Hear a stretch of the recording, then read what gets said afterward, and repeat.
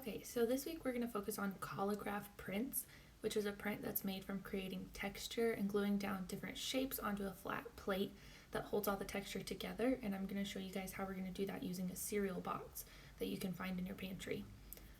Your first step is going to be to find a snack box, a cereal box. I used a popcorn box and a granola bar one, so it doesn't have to just be cereal, but any kind of flat cardboard that you can use and that's easy for you to cut.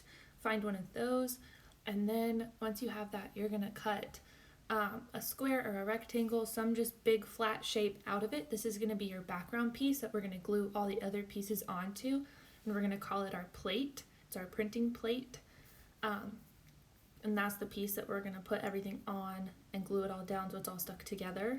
Your third step is going to be to actually cut shapes out of the leftover from your box to glue onto that. They can be flowers, it can be a robot, it can be birds, it can be buildings, whatever you want. And then you're going to glue those pieces down flat onto your plate and let them dry completely before we move on to the next step. So here you're going to see me cutting out my plate, which I just used a plain square, and then cutting out different shapes to glue onto my plate.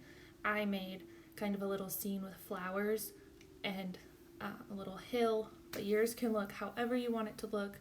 It can have animals, it can have a face, it can be landscape, it could be a shoe, it could be a football, it could be a basketball, whatever you can figure out how to cut out from your pieces of cardboard and glue onto the paper.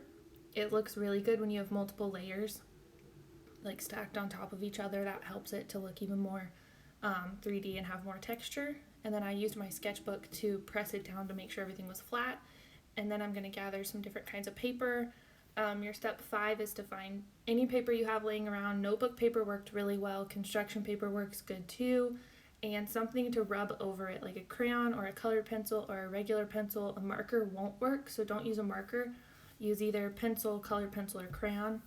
And then here are some examples of what I did with my flower one. I turned it into a Mother's Day card. You can cut it out of the construction paper and glue it onto another color to kind of make it stand out. Here I chose yellow paper and purple pencil because those are complementary colors, so it kind of helps it to stand out. This is the piece that I used on the Mother's Day card. I just went around it and cut out a little bit outside of the lines that you could see and glued it onto a piece of red construction paper to make my Mother's Day card.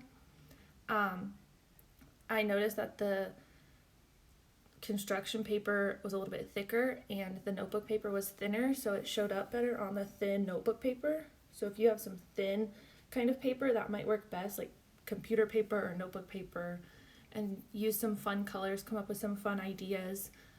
You could make a Mother's Day card for Mother's Day that's coming up in a couple weeks.